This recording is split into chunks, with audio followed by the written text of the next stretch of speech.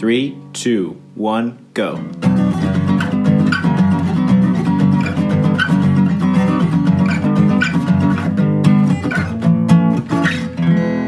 Welcome to Grounds After Rounds.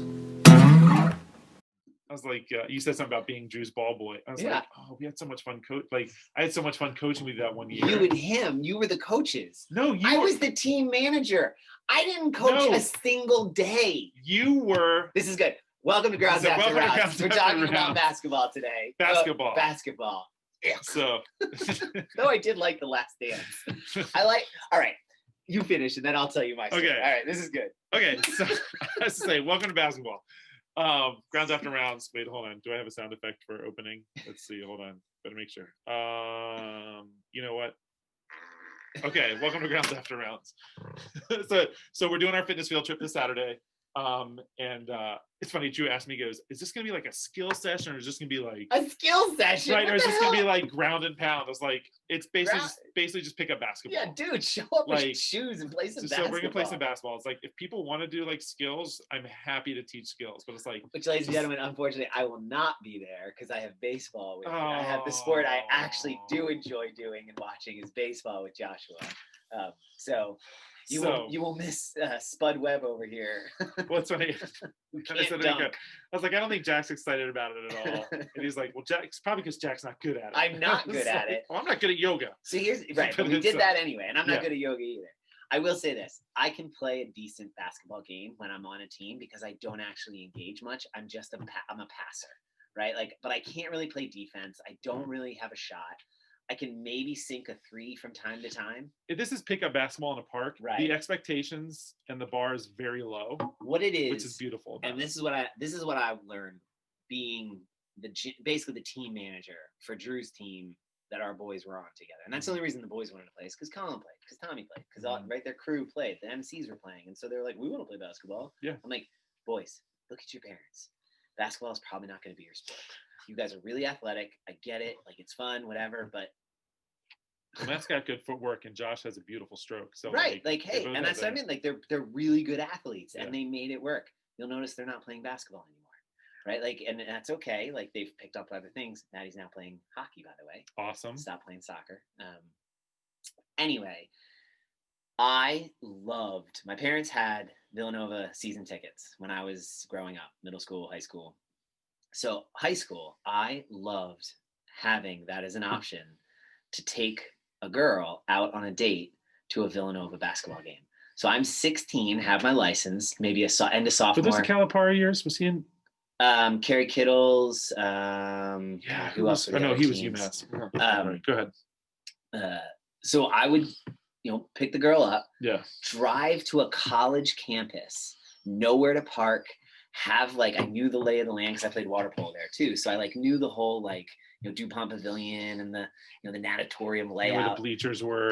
Seriously, I knew, and it was always so even if I didn't have a shot, after that I had a shot. Yeah. Because it was and I knew nothing about the game. I know I knew when to cheer and I knew basic rules and stuff. That foul! I don't know what that right? Was that early foul? I'm just like, come on, ref, what are you blind? Yeah, that's what the guy behind me said. I've seen Blue Chips. So I watched Hoosiers. Yes. So I love basketball and I still do. I enjoy watching it live. But I'm I don't know what's happening. I have no idea the rules or when I started coaching with you and Drew, the intimate knowledge that you guys knew of Drew would just make one little tweak or he'd see one little thing. Mm-hmm. He knows basketball like I know CrossFit in the sense of he knows how to get out of a team the best version of themselves in the middle of a game. Yeah. He's beat teams or he's gotten our kids' team to beat other teams that they had no business beating simply by making one or two little tweaks.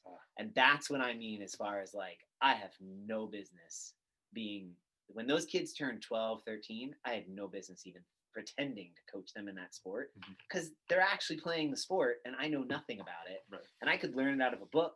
I could watch some YouTube videos, but unless you've played it, unless you've experienced it, this is my opinion, I don't think you can really have the legitimacy or the ability, the fluidity to coach it at that, even at that level, at that youth level, that will give the kids the appreciation of the sport that Drew has, that you have of it. Does that make sense? Yeah. That's why I think when we have CrossFit coaches, they need to be an athlete too. And they need to be an athlete who's probably really struggled with a lot of different movements. Yeah.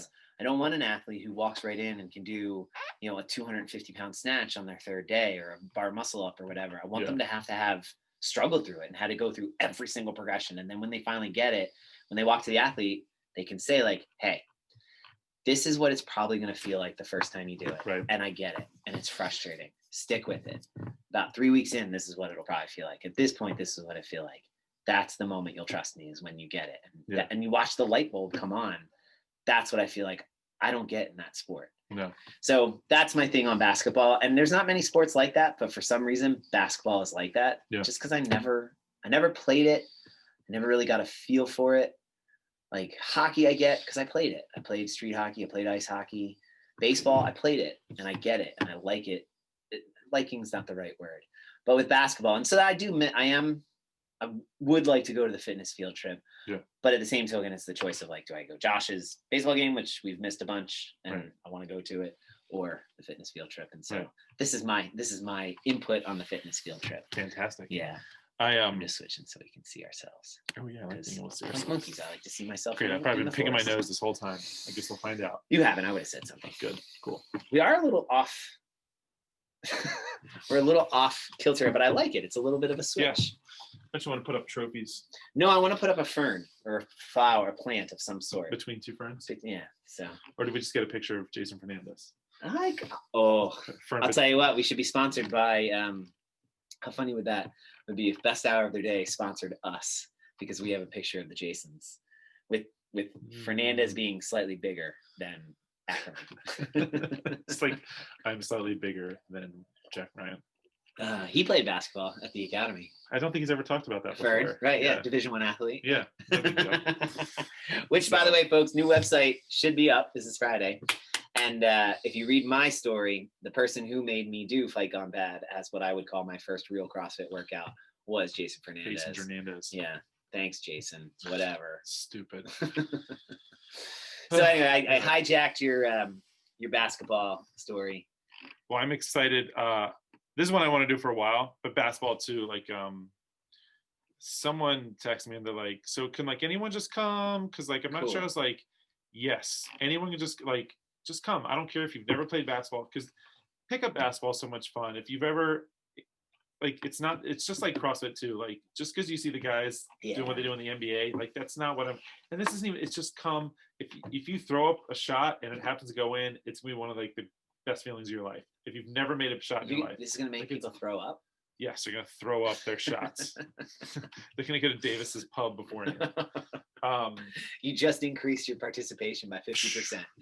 But I mean, and it's a basketball court. It's a beautiful court. It's fenced in. There's a playground. My brother's coming. Oh, fun. And Steven or Michael? Steven. Cool. I could invite Michael. I just haven't decided if I want to invite Michael. But that's what I said too. Like if you have kids, it's beautiful. It's a fenced in. It's one thing that I've learned after having kids is how much I value a fenced in playground. Yeah. With a gate that locks. Exactly. Yeah. So I love taking feet of that one because it's fenced kids and dogs, fence them in. Good God.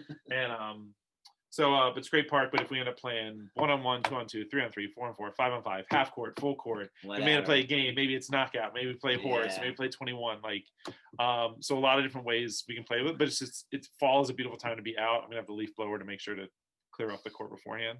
But I just thought it'd be fun. It's the top of the pyramid, learn and play new sports. That's why we kind of started doing these. But we weren't actually like doing sports. We were doing other training modalities. I was like, well, that seems silly. So doing basketball was one I was really excited about doing because I grew up playing basketball. I love basketball. I still watch basketball. I still think about basketball all the time. And I'm pretty sure I'm still as good as I was back when I was in high school. You're probably fitter than you were. I am. You're probably fitter now than you were then. Like I'm stronger. I'm heavier, but I'm stronger. But I bet I'll tell you, my shot feels a little smoother, probably because I have more power generated in that flick of the wrist. Push it as much.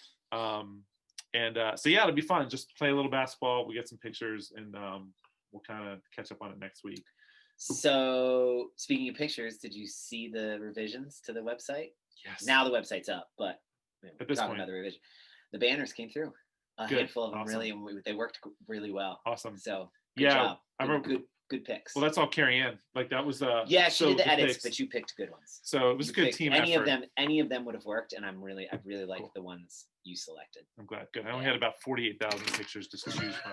It was an easy to cull them all out. But yeah, let's see where we're at right now.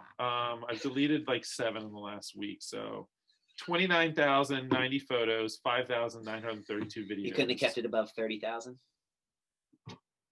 I mean, I could. Yeah, I'm just messing. I think by the end of the week it probably will be. So yeah, cool. Fun photos.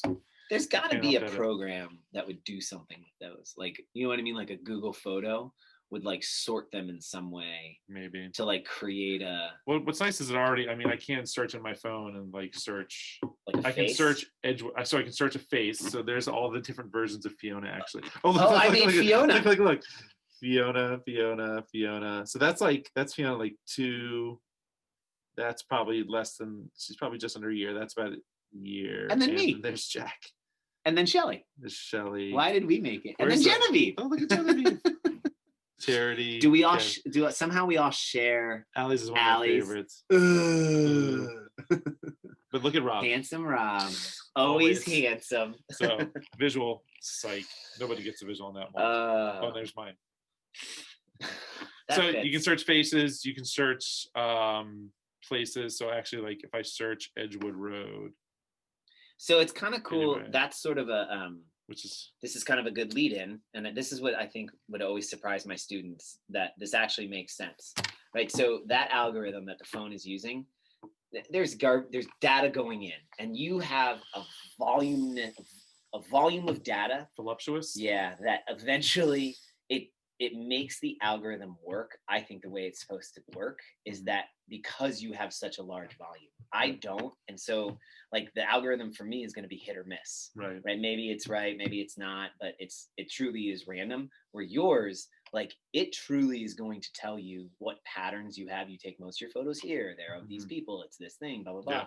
So you're using the system the way it's designed to be used, which from somebody like me, it makes me sick to my stomach how many photos you have. But I don't make the system work the way it's supposed to work. So it's kind of cool. Like I like that you have them clearly when we I'm need glad. them. Yeah, we needed. Yeah, I'm glad. Like sometimes I'm like, God, I have so much stuff on here, but then I'm like, it's like, yeah. And I keep updating it to the one shared album we have. So at least I get the most. It was good. It was awesome. Reference, So I think about this Monday's workout. So this week, the workouts are named Monday's workout. And Robert didn't believe me when I told him today. I said that was the sweet spot for this week, is if you could only make one workout this week, I would say Mondays and Wednesdays were the way to go. Monday's workout and Wednesday's workout of this week were kind of the two that sort of really, like, they're the CrossFit workouts. Now the other ones totally are good and worth training, but Tuesday was just sort of a standard deads and bike. It was training, conditioning and capacity work. Got some midline work. And the reason being is the people who did Monday's workout, I now have, and they have 30 to 35 minutes of data available to them to determine what is happening out there, to determine what is truly a seconds per rep for those 3 movements, with the erg being a little weird, the wall balls being different than the erg, and the box jumps being its own thing too. But they all sort of aggregate across for a certain amount of work capacity. We will never do that workout in its entirety until November 30th. We're going to retest it on November 30th. But up to that point, we're going to do 4 or 5 more iterations of that triplet of those 3 movements in different ways to dial in even tighter what should be your optimal seconds per rep to complete that workout faster than what you did before, how to optimize your fitness. Right. And so data matters. And the more data you have, the larger your data set, the more you can apply different algorithms and this is the law of large numbers. They talk about it in, there's a name for it. It might just be that in Ozarks, the Jason Bateman character talks about. That's how casinos win, is it's the law of large numbers. And the more numbers, the larger the volume of numbers you get, the more assurance you can have to say, this is when people will bet, this is how much they will lose, this is the frequency of which tables I should put out, blah, blah, blah, blah, blah. And You know, there'll be the 1 or 2 off win, but I don't care, because the more volume I have, I can assume that risk or that loss from a casino standpoint. With that workout being so long, I can with assurance say I should move at about 2.8 to 2.85 seconds per rep. I know that can be how fast I can move. If I move at 2.9 seconds per rep, I leave fitness on the table. If I move at 2.75 seconds per rep, I leave fitness on the table. That sweet spot is right here. Everybody else will be like what their sweet spot is, and we'll keep dialing that in over the course of the weeks to come. And that's right. Like, for some people, this might be like, what? But that's fitness, folks. Like, that's what makes making it optimal. Right. Like, that's what makes CrossFit. No other fitness program does it to this, and it's observable, measurable, repeatable. Work capacity. The fact that it's been quantified, that I can measure and time you by a simple watch. I can weigh the plates. I don't really care what your body weight is. Like, it's a controllable variable, but it doesn't really matter in this world right? Like, the barbell weighs 95 pounds. The pull-up bar is a certain amount of height, and I know how many reps you're going to do, right? I know volume, I know load, I know distance. All my independent variable is the stopwatch. And I can control that, and that's it. Yep. And based on that, if I get that lower, I know you're fitter. So time and distance, like, those are the 2 things I need. And I'm going to keep the distance and the volume and the load the same. And I'm just going to see if you get faster. If we're not talking about reps or seconds per rep, as we start talking about your fitness, well, then we're not doing you any service in getting you fitter and offering you measurable benchmarks and measurable steps along the road. I just want to come in and move. Hey, that's cool. Yeah. I just want to come in and move. Hey, I get it. That's awesome. I just want to come in. You're going to not come anymore. Yeah. Right. Because it's funny when we were doing the profiles for the website, and it was what's the one thing you're working on? And it was my way of like answering and not answering. Cause it's like, there's always something to be working on, but isn't it nice? Like, that's what keeps bringing you back to, whether it's a specific skill or whether it's a faster time. You answered it.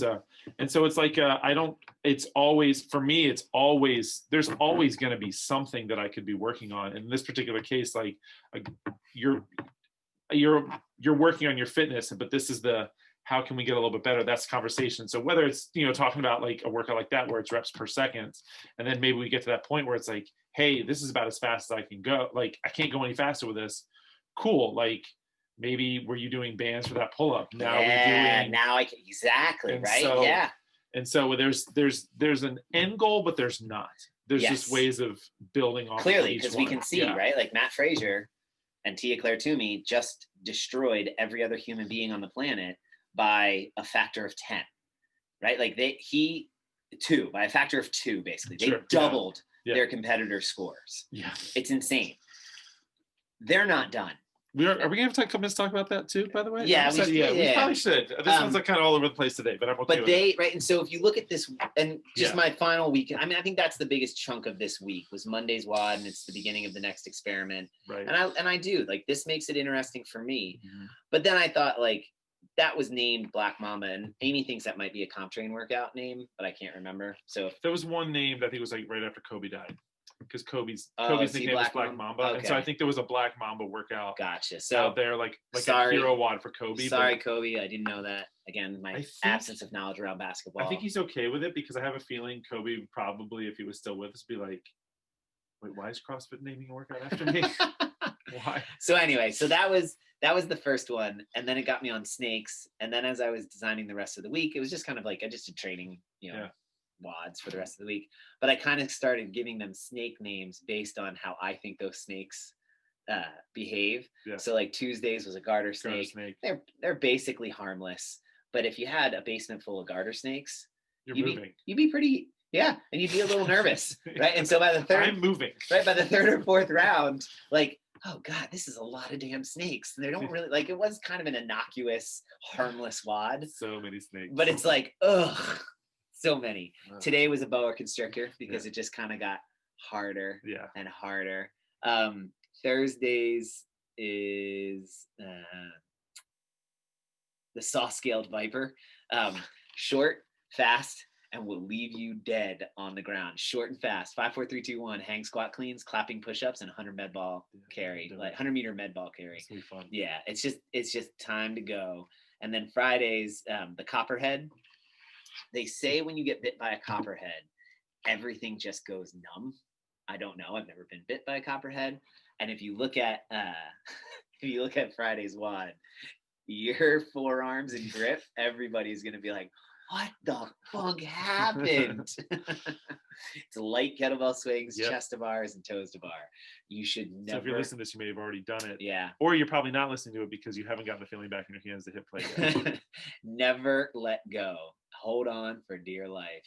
And then the sidewinder, because by the time you're done on Saturday, you're going to be running sideways.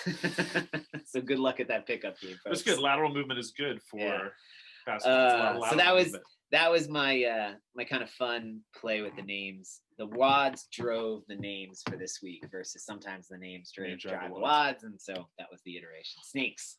And as Audrey, I love hearing from her. She our Off the Creek, leader of Off the Creek, texted Amy, or they were going back and forth, and she was like, "What'd you think of Monday's WOD?" And Audrey just said, "I hate snakes." She's had it with these mother flipping snakes and this motherfucking WODs. Flipping, shoot! I tried to edit it. Go back. It's too late. It's too late. We forgot to start with that. We forgot to start with the joke. Oh yeah, we'll come back to it. Yeah, again, we're kind of all over the place this week. Yeah. That's fine. That's fine. So, cool. So yeah, fun week. Games this last weekend. Yes. Can I just say I liked maybe 10 athletes, but I liked the final 5. I think that's something. I thought it was awesome. I think they need to stick with it for, I was saying next year, right? Maybe the games actually start. Right, everyone shows up on Monday, Tuesday or Sunday night, does check-in Monday. Mm-hmm. There's WODs Tuesday and Wednesday with the whole field. A cut, Thursday's a rest day. Friday, there's a tough ass day, and it cuts them down from maybe like 10 to 20, or sorry, from 20 to 10. There's a handful of WODs in the morning on Saturday. They cut down to 5 Saturday afternoon, and Sunday is the final 5. I think there's something to be said for that. Part of me wants to cut down even sooner. Part of me would like to see 5 for the weekend. It's just there's with all the sanctionals, like, do you ditch the sanctionals now? Like, I'm curious. I think the ecosystem of the sanctionals has a health to it, and I don't think Rosa will do a full sweep. No. Yeah, but I liked, and you'd be hard pressed. After watching those athletes, there was a couple moments where you're like, I could see so-and-so doing better in this one. And so-and-so, I like the pressure it puts on the athletes, but also takes off. Like Brooke Wells can have a bad workout, but she's still in the top 5 and she can still finish on the top of the podium. I think it's still, I like that it takes some of that pressure off. But I also liked, here's your athletes. Like I like having less to pay attention to, you know what I mean? Yes, and that's from a fan's perspective, from a viewer's perspective. I didn't agreed. I totally agree. I didn't miss the volume of folks. I didn't miss the multiple heats. It was everything was a one and done, which was cool. And to be honest, like, with there only being 5 athletes, you got to see more of those 5 athletes as opposed to, you watch Tia, you watch Haley, and then, here's Sandra, right? McPherson Schmerger. She got married in the off season. Yeah, like she's, I don't know, like it's Shelly, which like great for Sandra McPherson Schmerger, but like Shelly, shout out, like congratulations, like you're gonna finish, 20th in the games, but like I also like from a fan's perspective, I enjoyed the much smaller field. And did you see the graphic from Heat and Mind? There's a guy, I'm assuming it's a guy, who does an Instagram page and puts up graphics all the time and data and stats. And he took it from somebody else, but it's a visual graphic of a bar graph that shows the change in placing across the weekend. So if you imagine the guys, names are here, their placing is here, and as it changes, it goes like out, back in, and their name and place changes here. Matt is Matt at the top and stays number 1. His bar never moves, and his name never moves because he was never not first place. Never not first. Tia, the same thing. Underneath them, it is like watching like a 3-card Monty. Yeah. Right. But what was cool to see is, so first 2.5 days, it's like this. By the afternoon, morning of Sunday, only 2 and 3 did that. And by the last event, there was only 1 flop, and it was Kerry Pierce. The guys basically stayed the same. So what that tells you is, even with only 5 athletes, there was enough variety and variability that it mattered where you placed outside of those 2 at the top. Yeah. Because they are an anomaly. Everybody else stayed this. It was a true test. Yeah. And it eventually did level itself out, that it did determine with enough fidelity, which is what all the naysayers, well, I mean, it's just not gonna bullshit. It doesn't matter who was there. Matt and Tio were winning. Yeah. What it showed was Saturday. I think, was it Saturday that they swept? Like, it was ridiculous. But it truly did allow a fidelity of who should be second, who should be third, who should be fourth, and who should be fifth. Yeah. Noah had a chance. He had a chance to be second because he was in second place for a run of time. Yeah. He blew it in 2 events. He blew it in Happy Starfish, and he blew it in 2007. Yeah. If he does 2007 slower at the beginning and doesn't come out on that rower like a freaking knucklehead, he's got a chance of getting second or third. And if you look at it, there was about 50 to 60 points that he left on the table that made the difference for him. Yeah. He should have gotten second or even first in that swim and stuff. There's no reason. That has his name written all over it. He fell off the bike 3 times. Yeah. And seconds mattered because now he's got to put out so hard to catch back up that he falls apart in the pool. And I actually really like him. I like his just persistency and his fixing his mistakes. He's growing on me. But man, somebody give him a Valium at like the beginning of an event and just settle down. Take a breath, buddy. Practice competing a little bit in the gym maybe, and get your make them, I don't know, do something where somebody's yelling at you your dog's on fire, your wife's here, right? Or your girlfriend, I don't even know if they're married yet. Get him distracted. Your wife set your dog on fire. Right? And what? Make him, and then I feel like that's his next move. Because I think he's got a shot at still being dominant in the game. Dude, I think of all of them, he's the fittest. I think he's got the most fitness potential, but his gaming, he doesn't game well. He doesn't deliver on game day. Which I think with only 5 people becomes even more important. Right? And that's what I like too. I also love the camaraderie too. This type of 5. Yeah. I thought that was really cool. They all were Madero's is hilarious. I was like, other than the fact that he always looks like he's smelling, somebody put something really smelly under his nose. It's 45. No, I'm cool. He other than that, he always looks like he's I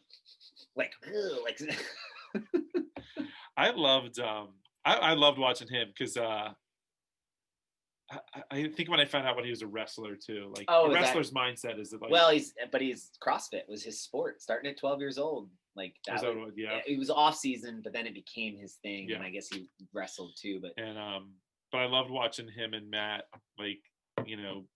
toe to toe on the trail run.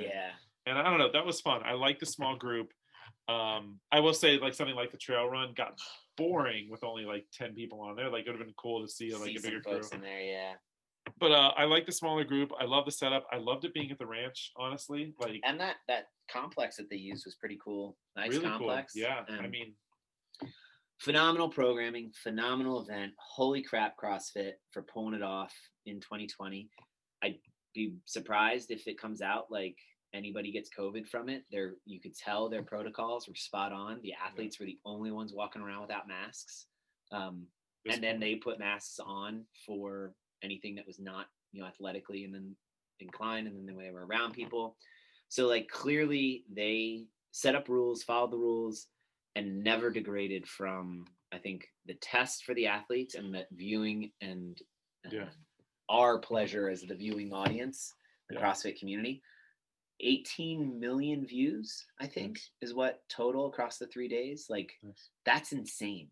That's if CBS doesn't, like, they got eyes on product. If I'm a sponsor of it, I am quite happy with the return on my investment for eyes on product, which my sister who works in that industry was telling me, like, that's the big fight right now of some of these companies that have paid for advertising and stuff. They're going back to their venues saying, like, hey, you signed a contract. Right. You owe us 50,000 eyes on product this next quarter. How are we getting that? Yeah. She said they're calling it like how to always start the conversation, restart the conversation. Right. They're always looking for that thing. And I'm like, CrossFit just delivered on their sponsorships. So. 18 million unique views across the weekend. Yeah. That's pretty damn good. Yeah. I think. I mean, from what I heard from all the pundits saying it, that's really good. And they were extremely impressed that they pulled that off. I'm also excited to see an American woman back on the podium. Yes. Well done, Carrie Pierce. Like that. It was it would have been either her or Brooke, though, right? Who was in third? I want to say Brooke was, because it went Tia.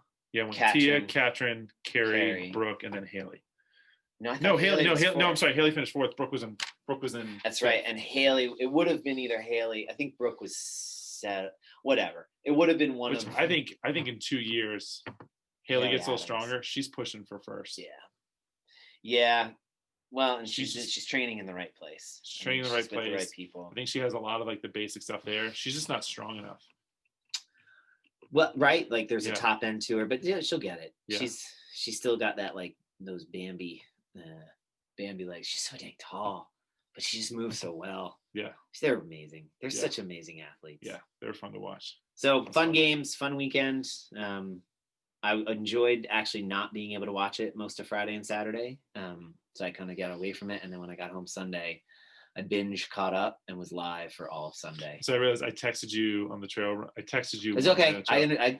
You and Andy, I gave don't give me updates in the woods. You never texted me. Oh, I never got texted back. me back. Oh, okay. And so you texted me back. I wasn't getting many texts. I was like, you either aren't getting service or that's your like, don't tell me anything. But it was so funny when I saw them turn around for that run. And I had a feeling that was coming. I feel like anyone, like that was what was coming, right? They were gonna have to turn around and run. So I will be brief. Amy and I went back and forth over the weekend, which was awesome. Her, me, and Andy, Duncan, quickly back and forth on stuff. It was just fun, like banter and stuff. But that Amy actually thought that, and I respect her opinion on this. That was her. I'm speaking for her, but I think she was impressed with that move. I think the trail run, because I think as an athlete for her, she made a really good point. When you're done a workout, oftentimes, especially at that level, you're done, right? Your mindset is done. And he flipped the switch on them on that. Yeah. So yes, I totally agree. Like that was a cool move. From a programming standpoint, though, that's low fruit, in my opinion. It's low hanging fruit because, right? That's like me programming Monday. Monday's going to be hard. I don't care who you are. You put 150 wall balls after a 2,000 meter row before 150 box jumps. Yeah, it's going to suck. Yeah. It's going to hurt. Like nobody should do that. It's silly. But we're going to do it because we need it. We need the volume, and I need to push you to that limit for you to break. Mm-hmm. It's the SEAL, BUDS, any military training. Like, look, entering argument, you will all quit.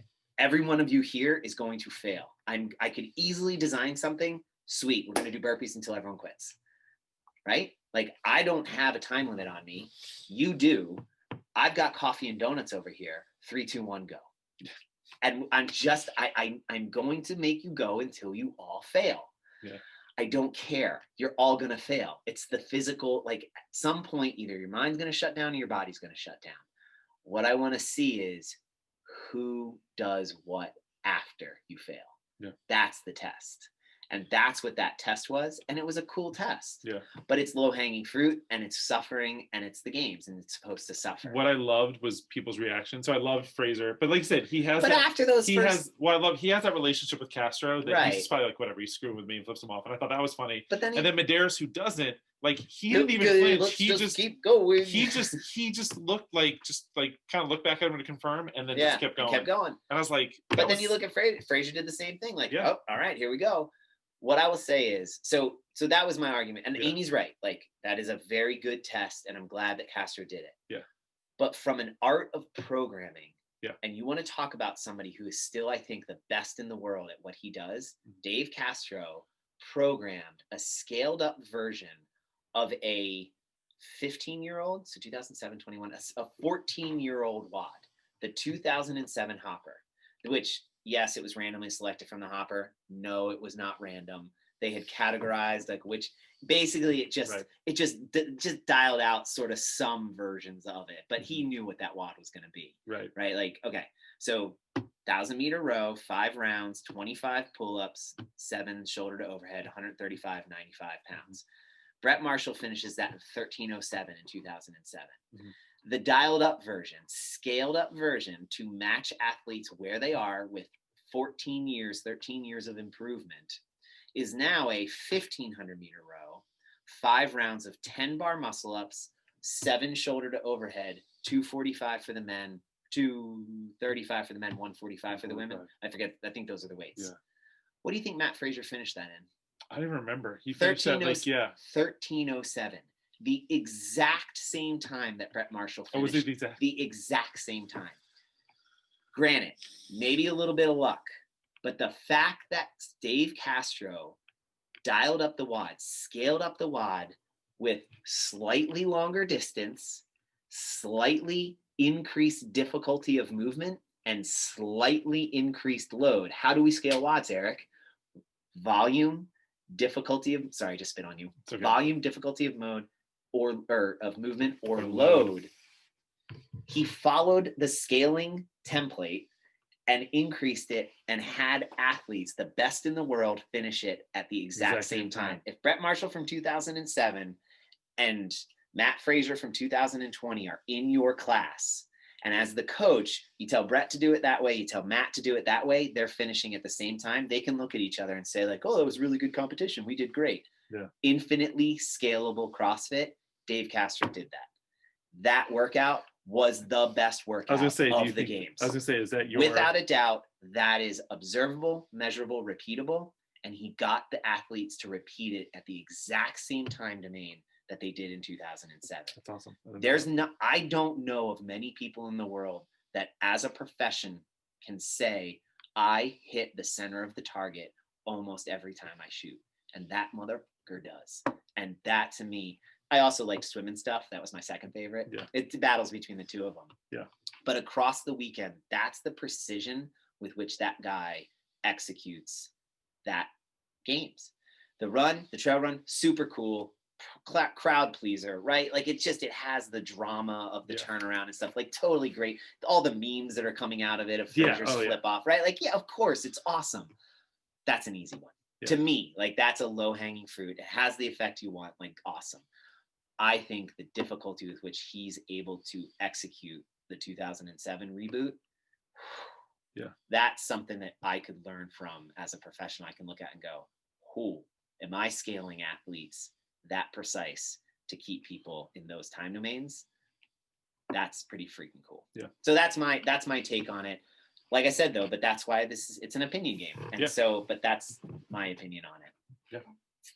Cool. I didn't realize that about the 2007 one. Like I know it was a scaled up version of it. Same exact awesome. Finishing time. And like I said, a little bit of luck, but pretty cool. Yeah. All right. He knows his athletes. He knows the sport. Clearly, my gratitude is my gratitude is Allie Coleman and Rob Snyder for continuing a tradition of the haunted camping weekend. Allie posted some pictures from one of the first times they did it in 2010. I think they'd already been doing it a while. Such a cool event, like such a cool appreciation of our neighborhoods and like these people, you bring all the kids, and it's just a really cool thing that they've just kept going. And then Rob took us shooting on Saturday with shotguns, and that was so fun. I never really shot many shotguns in all of my time because we never really used them. They weren't a use, like they weren't something you're going to use in the nearby. Like we're not breachers, right? You know, you can't really disarm, and you're too like Ordnance, you're way too close to use a shotgun. Right. If you're going to use anything, it's going to be a 50 cal from, Here's how 100 we yards. defuse this thing. Yeah, exactly. So I never really played with much. I've shot a shotgun maybe twice or 3 times before that. Yeah. So it was really fun. He is a hell of a coach. Yeah. Rob is. Like his cues, precise, to the point, awesome. So it was really, really fun. And I thank Allie and Rob for always putting that on, and that was really cool. Cool. Yeah. Awesome. Mine's the same as last week. Just I appreciate people's like support in these last couple of weeks and having a new kid. And it's a thing that like it does totally take a village, and there's still plenty of like coming down the pike, obviously. But yeah, just kind of people, whether it's a text or saying like, hey, you guys doing great. Do you need anything? Some people brought us food, which is awesome. Brought us dinner. I'm very excited for Sloppy Joe's. Coaches jumping on and helping out. It was time that I needed, time that Meg needed. So we're really excited about that. And Mary as a pumpkin. You've put on a little weight since I last saw you. Yeah. Are you eating a lot of carrots?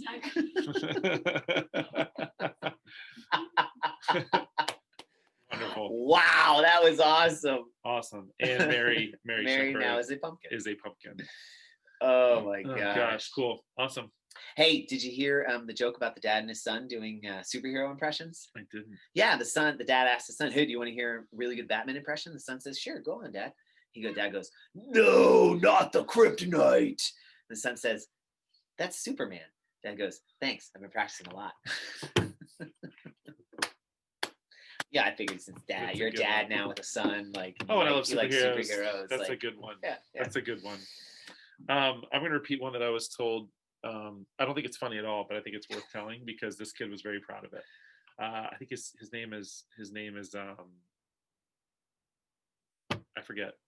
He's like 5, saw him on the playground, and he said, why was the banana in the road? Why? Because it had a peel. And that's the joke.